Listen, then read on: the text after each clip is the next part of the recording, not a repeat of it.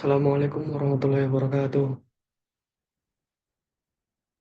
Perkenalkan nama saya Muhammad Rizky, kelas C7, nomor NIM saya adalah 3524111172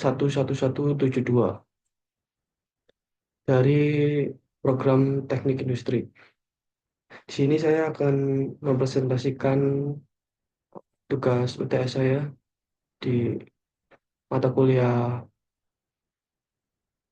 kewarganegaraan yang bertemakan mempersiapkan sikap, nilai, karakter beradab, profesional, dan bertanggung jawab untuk dunia industri.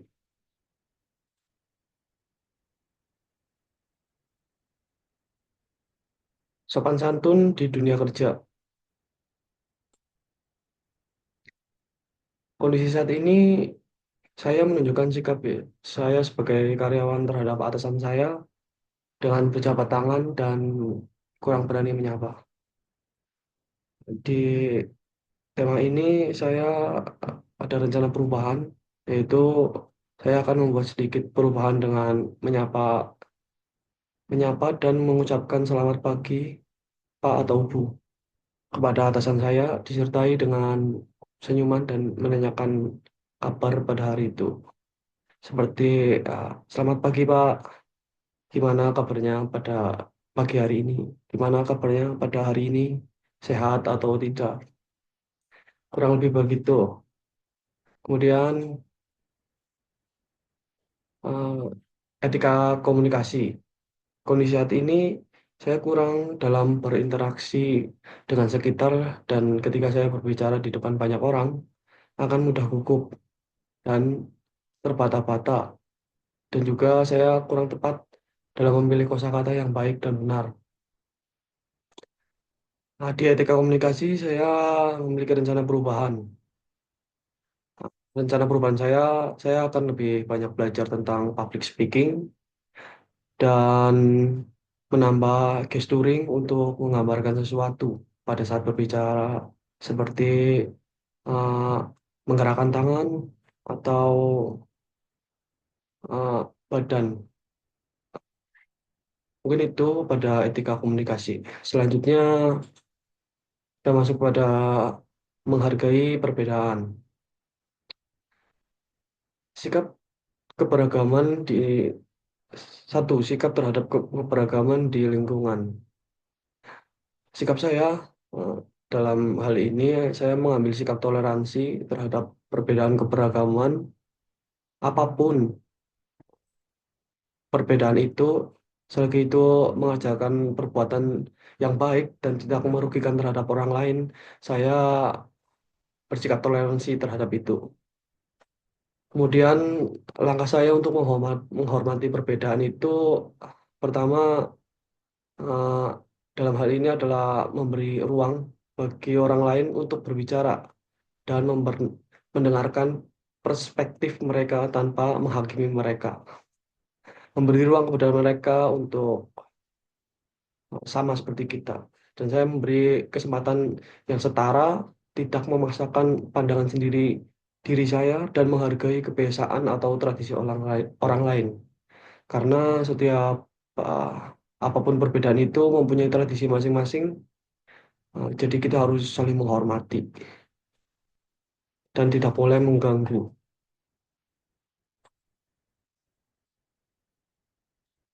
Kemudian tentang menjaga etika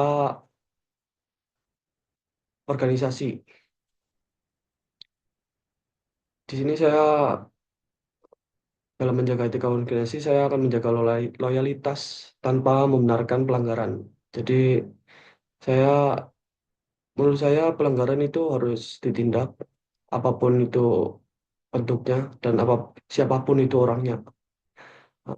Kemudian saya akan mematuhi peraturan dan kode etik organisasi karena setiap organisasi memiliki peraturan yang harus kita patuhi agar semuanya berjalan dengan baik. Kemudian saya akan menjunjung tinggi tanggung jawab karena sikap tanggung jawab adalah yang utama dan kejujuran karena dengan tanggung jawab semua akan menjadi beres. Kemudian saya sangat menghindari ya uh, konflik kepentingan, uh, kepentingan apapun itu kepentingannya yang itu menguntungkan diri sendiri, saya menghindari karena kita ini berorganisasi ya.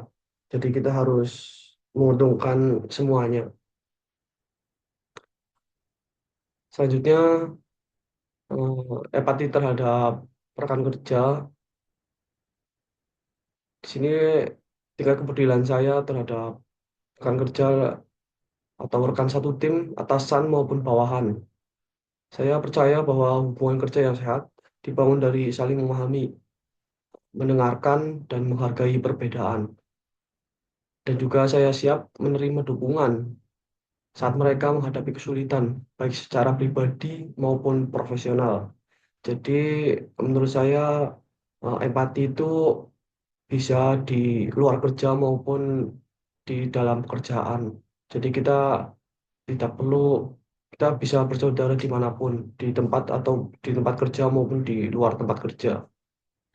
Kemudian, pada meningkatkan sikap empati dalam dunia kerja, untuk meningkatkan sikap empati, saya akan terus melatih kemampuan mendengarkan secara aktif.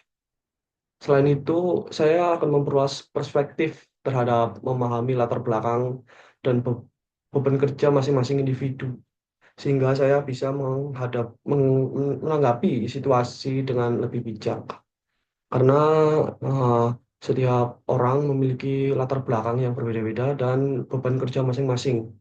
Jadi kita tidak boleh memaksakan itu.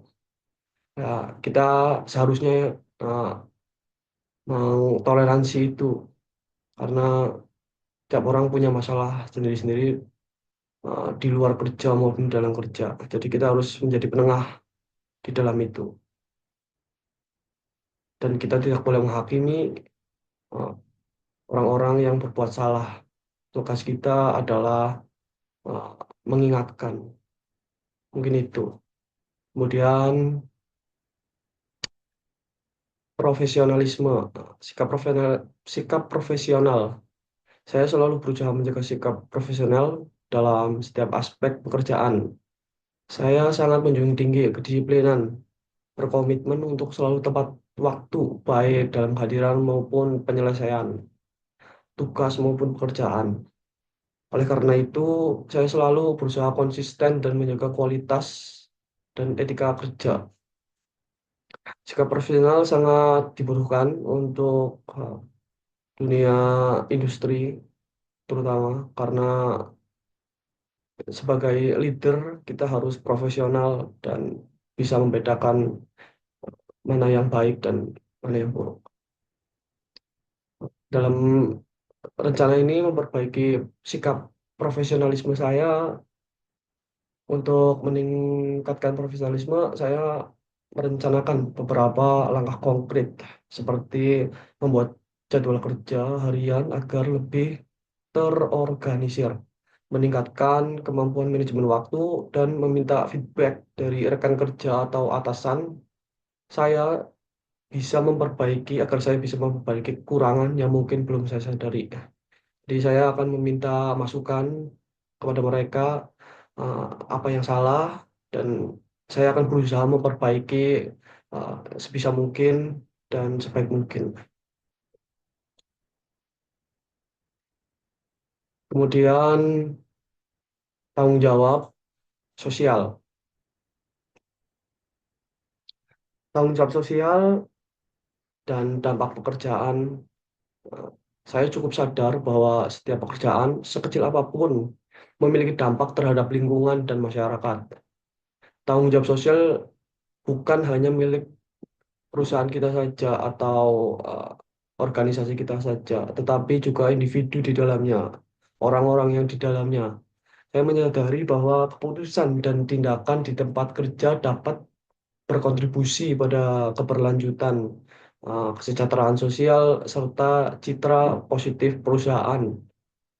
Nilai perusahaan menjadi lebih baik jika mempunyai tanggung jawab sosial terhadap lingkungan. Oleh karena itu, Saya berusaha untuk bekerja secara etis, menghormati nilai-nilai kemanusiaan, dan mendukung praktik yang ramah lingkungan, serta berkelanjutan, seperti mendaur ulang, contohnya. Kita membuang sampah pada tempatnya, itu merupakan tanggung jawab kita sebagai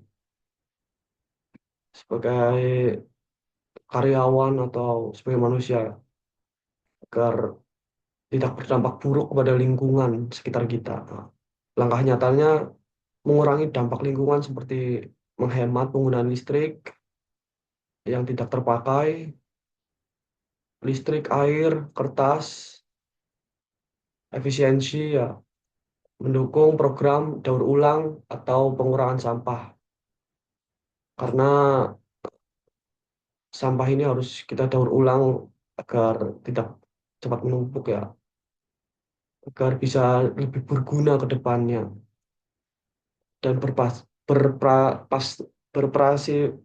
berpartisipasi ya dalam program bakti sosial, donasi dan atau edukasi masyarakat. Kemudian kemudian simulasi masa depan. Di sini karakter yang saya ingin miliki 5 tahun ke depan sebagai seorang profesional yang bertanggung jawab dan memiliki jangkauan ilmu yang luar biasa agar bisa bermanfaat untuk masyarakat luas. Karena kita hidup itu harus bermanfaat agar hidup kita itu lebih berkah tentunya.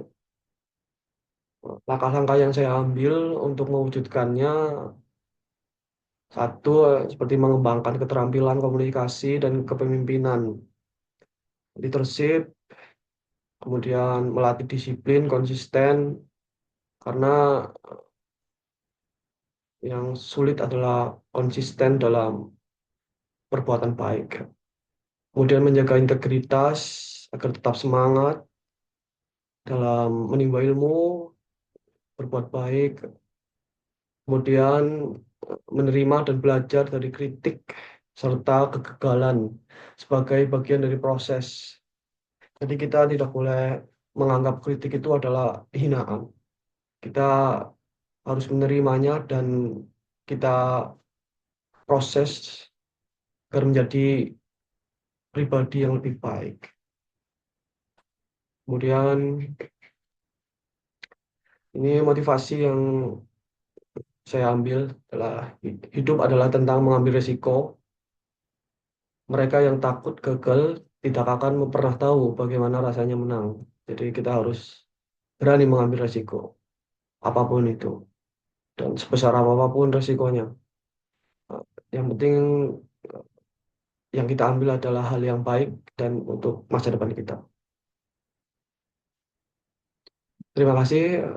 Mungkin sekian dari saya presentasinya. Kurang lebih saya mohon maaf. Ada salah-salah kata, saya minta dimaafkan dan segitu saja. Terima kasih. Assalamualaikum warahmatullahi wabarakatuh.